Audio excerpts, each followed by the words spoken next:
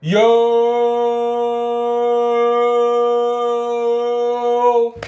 What's good, YouTube? It's your boy, Dazzling Reactions, and we're back with another video. And in today's video, we got Jimmy High Roller. Shout out to Jimmy High Roller, man. We got this comeback should have never been possible. And I'm assuming that he's talking about the Knicks versus the Spurs NBA Finals. Because if you remember, yes, the Knicks won in 5. Yes, they won the NBA championship, but the Spurs were winning for the majority of the games in the series. But you know what happened? The Spurs ended up blowing the lead, and the Knicks ended up coming back, and it ended up winning. Game 3, especially Game 3, stands out to me because the Spurs were up 29 points, and they had a chance to tie the series at 2 games apiece. And they blew a 29-point lead, the biggest choke job in NBA Finals history. And the Knicks were able to come back and win the game 104 to 106. So I'm assuming he's talking about the Knicks versus Spurs NBA Finals. But without further ado, let's get into the video. Going down 3-1 in the NBA Finals is virtually a death sentence. Throughout the 79 final series in NBA history, what do you guys think it is? Why did the Knicks kept on coming back in the series? Why? Why do you think? Because I can't explain it. Because before the series started, I had the Knicks in 6, right? And that wasn't going to change. My opinion wasn't going to change. I just thought the Knicks were a bad matchup for the Spurs. I've been saying this. Even when the Spurs were facing the Thunders in the Western Conference Finals, I said, if the Thunders beat the Spurs, the Thunders will win the NBA championship. They'll beat the Knicks.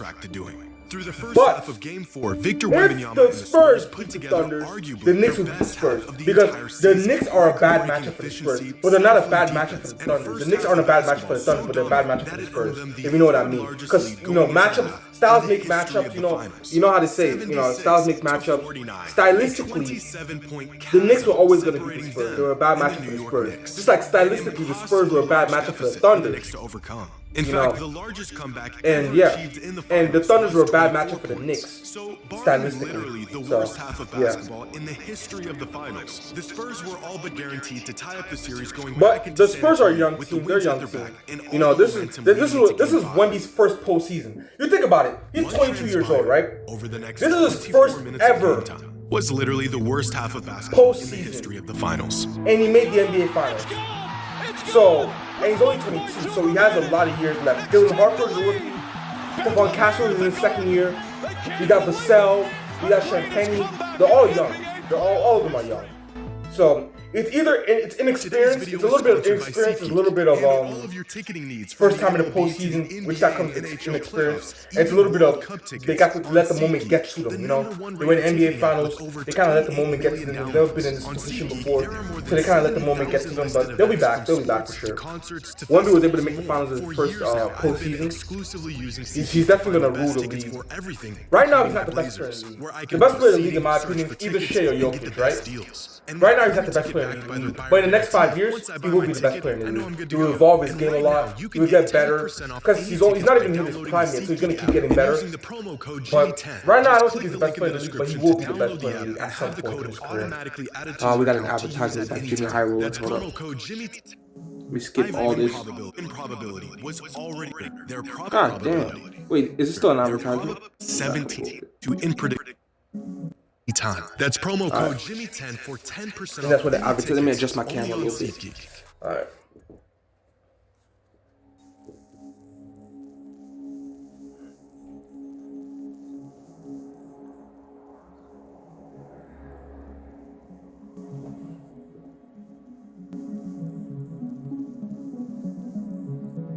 What you are looking at is a graph of the live win probability from Game 4 of the NBA Finals, according to Unpredictable.com. The San Antonio Spurs played so well in the first half that by the end of the first quarter, the Knicks' win probability was already just 17.6%. By halftime, the Knicks' win probability fell to just 1.5%. With about 9 minutes left in the fourth quarter, their probability of winning this game was just 1%. 1%.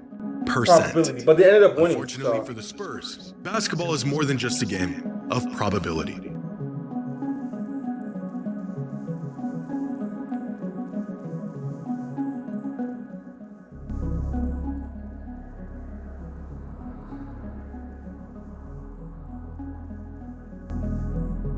This, ladies and gentlemen, is a visual representation of the greatest comeback in the history of the finals, and quite possibly the history of the NBA. Because what the Knicks did on Wednesday night wasn't just improbable, it should have been impossible. How in the world? Nothing's impossible, JIMMYHIGHROLLER. Nothing's impossible, you brother. have to see it to believe it. Anything is possible in this world if you put your mind to it. That's the quote of the day right there. Anything is possible if you put your mind to it. Nothing is impossible in this world. You can achieve great things by just putting your mind and working hard. The first signs of a catastrophic. What's this game? Oh, this is game. Spurs Yeah, this is game 3. right about here. See that 81-54 with the third quarter, the middle of the third quarter, with 81-54. If I'm looking at this game right now from a casual fan perspective, or like from just a fan perspective in general, I would think, yeah, it's time to go to bed, bro. The Spurs is tied the series up. It's time to go to bed. But no, the Knicks came back and won. And his commentary on this possession. But you never give up on a game. You gotta keep watching to the end. No matter if you think it's over, you gotta keep watching to the end. Just moments later, Jalen Brunson hits a 3, putting the Knicks on a 7. Jalen Brunson had a good game. Taylor Swift cosplays as an actual Knicks fan. Is that Taylor Swift, bro? Call a timeout. Their game plan. When did Taylor Swift become a New York fan? Now she's a fake New York fan. Taylor Swift is a fake New York fan, and we all know it. Bro, what did she have the game with Travis Kelce when they were rooting for the Cavs or some shit? When did she become a New York Knicks fan? Well, it don't matter, bro. Like I was saying, Jalen Brunson deserves to win Finals MVP. He deserved it. He had a great Finals. He had a great playoffs in general. He's a playoff riser. That's what I noticed about Jalen Brunson. He always rises to the occasion when it comes to playoff time. That's just who he is. Open look. The lead now down to corner. 19. Knicks OG Anunoby. run. At this point, one can only assume the Spurs will probably stop shooting early shot clock threes and really get into their half. And I have one more question. I know Wemby's young, right? He's only 22, right? But does specifically game 3? Right. Well, does that tarnish his legacy a little bit by blowing a 29-point lead? Resembles a coherent Does that kind of tarnish his legacy? In terms of like, that was a gimme game because you guys were up 29, and all y'all had to do was hold on, and y'all choked. Does that kind of tarnish his legacy? Like, because like Wemby's the best player on the team, and he kind of let that happen. I don't know. Maybe I'm just spilling, but I don't know. Maybe it does, maybe it doesn't. Because let's be real. It doesn't matter how young you are. You have a 29-point lead, right? A young LeBron James, 2005, 2004. Would never blow 29 A young LeBron James from 2004, 2005 won't be up 29 points and blow the lead. A young Michael Jordan being 22, 23 won't be up 29 and blow a 29-point lead. You know what I mean?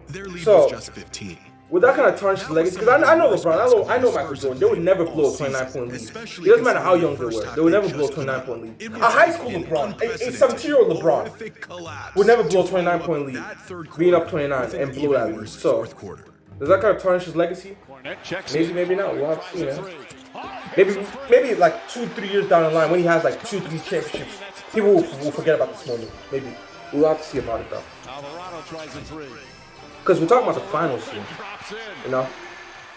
This is a game where, you know, you're supposed to. If you have every opportunity to win, you take that opportunity, and you don't fuck it up. But they fucked it up. Damn. You ever watch a game and see some stuff that can only be attributed but to again, feels I know a lot of people like like to shit on the Spurs. Despite the adjustments, despite the attention like, to detail or the effort, it you just gotta give seems like the Knicks the there's an credit outcome they that deserve. is destined to happen. They were just a better team. This was one of You those games. just gotta give the Knicks credit. It's not in terms of the Spurs regardless of the looks being the Spurs got, that bad that they they struggled to get them to choked fall. plenty of And leads regardless of the looks throughout the the Knicks got, series they in the couldn't seem NBA to Finals. And after But it's another also run more from of the fact that Knicks, the Knicks Spurs stayed lead is now composed. cut to just They stayed 11 together. points. Now, They rallied together and were able to come back and win the game when they were down because they didn't give up on themselves. So it's more. I feel like it's more of the Knicks being that good of a team than the Spurs choking. That's what I feel like. Well, game 3, no. I think the Spurs just choked in game 3. But I'm talking about the rest of the series apart from game 3. I am sitting at the Spurs, home on the other side of was the it game 3 or country, game 4? and I can physically feel the Knicks I think game momentum 4. on my couch. Game 4 is where they Coming choked back down the biggest court, team the in Knicks NBA got the history. ball to Cat in the corner. Apart from game He's 4, got Wemby on him. the defensive player of the year. I think the Spurs, I think the Knicks are just that good of a team. Apart from Game 4. Game 4, the Spurs just show. You have a 29-point lead, you got to be able to win that game. Just being honest. Of course he does. The lead, now just 9 points. Madison Square Garden is in mass hysteria. With a chance to swing the game back in their favor, the Spurs come back down the court. And considering their circumstance and what has occurred over the last 18 minutes, do you think they, A, work the ball around until they get a good look? B, feed the ball to their 7'5" alien superstar rolling to the basket? Or C, do the exact same thing that got him into this mess and take another early three-point? He was open too. Wemby was kind of open, but if you said option why C, they keep chucking threes, bro? But look, You see you're not making it, then go down the lane. That's just that inexperience kicking in. Like you see you're back up on the fast break. You see you're missing threes and you're missing a bunch of threes and the momentum is going the next way. Maybe you should get more easier baskets. Like maybe you should dump it up to a 7'9" fucking demo god in the basket and let him just try to, you know, get you an easy shot. Maybe you shouldn't just be chucking threes and missing. Because you guys are so inexperienced, you guys panic. You can't make it up. Down on the other end, You can't make it up. works his magic and makes a tough layup off the glass to shrink the lead to just 7. The Knicks are now on a 17-4 run against the youngest, most inexperienced finals team in league history. Now would probably be a good time to call a timeout. Ooh, nice move. Goodness. And De'Aaron Fox had a bad finals. Bro, they should trade De'Aaron. They should trade him. They should trade De'Aaron Fox. Set a screen for Brunson. Trade him. You guys got Dylan Harper. Bro, he's a rookie, but he plays better than De'Aaron Fox. And De'Aaron Fox is going to need a lot of money in the offseason, so y'all should probably trade him. Because I'm being fucking honest here. He don't deserve that money to get. It's time to trade his ass. And there's Wemby right on time to help. And guarding Y'all should probably trade him to a team like that. But wait, I don't know. The Heat he or was something. supposed The to be Miami in the Heat or opposite something like corner, that. I don't know. which means someone's open. You just left OG wide open. Like, what is that?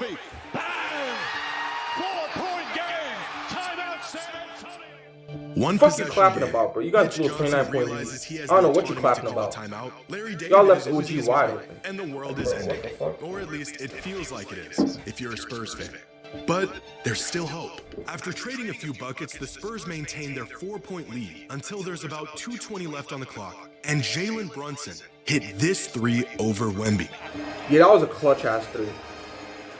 That was a clutch-ass three. Damn! Ice in his veins. Jalen Brunson. Who are you feeling You ever like? see a dagger that wasn't a game winner or a go-ahead bucket? Well, you just did. Becky Hammond said, It is now just a Jalen Brunson one-point can't be a game, number and one the on a Spurs are in a championship state of team. shock. I haven't heard of her Notice? since she said Because that. on the Like, very next possession, since Jalen De'Aaron Brunson Fox, the won a team championship veteran, with the a New York starting Knicks, point guard I haven't heard in Becky the Hammond NBA talk. I haven't even seen her in did public. this. She's hiding somewhere.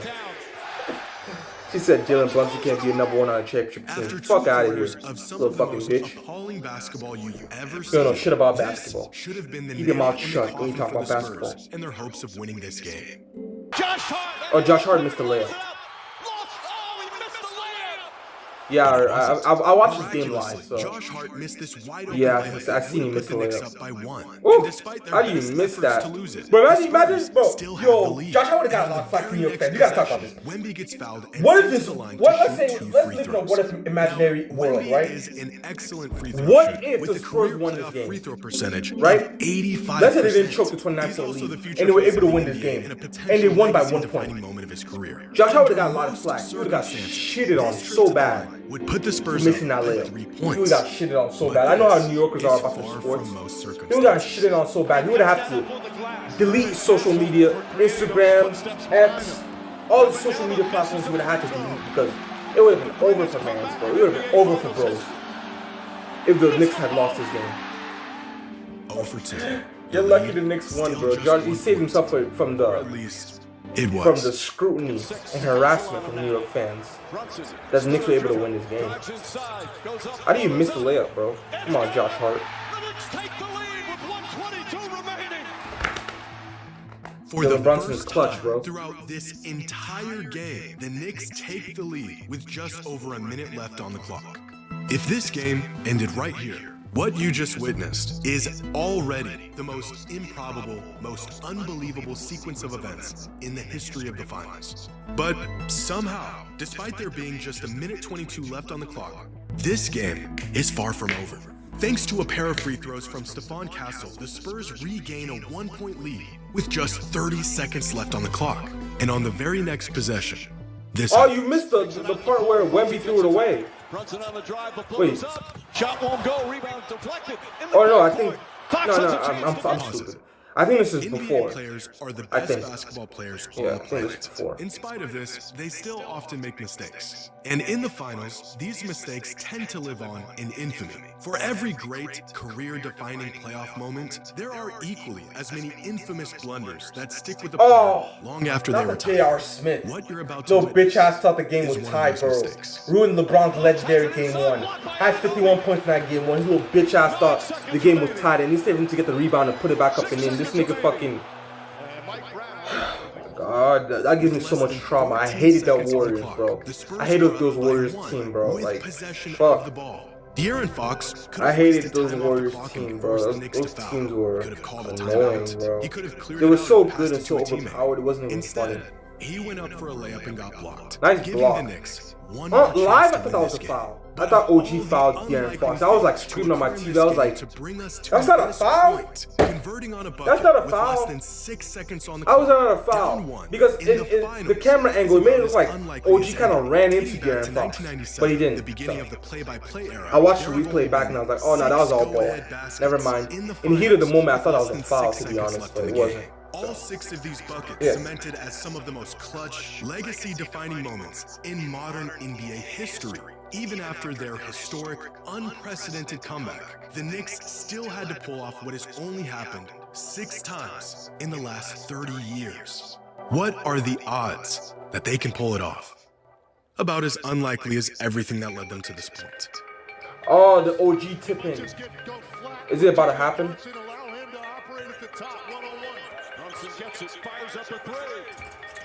But that athleticism is crazy.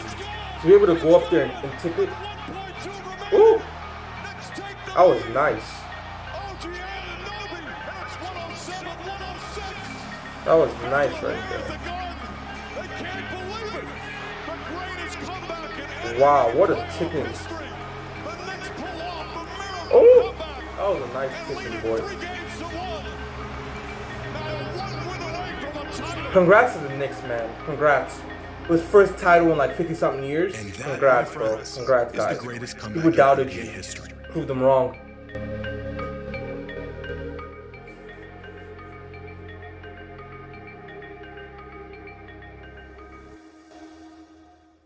Is that it? Yeah, I think that's it. Make sure you guys like, subscribe, hit that post notification bells. 92% of you that watch my videos are not subscribed to it. Greatly appreciate it if you do. I love you guys so much, and I'll see you guys in the next one. Peace.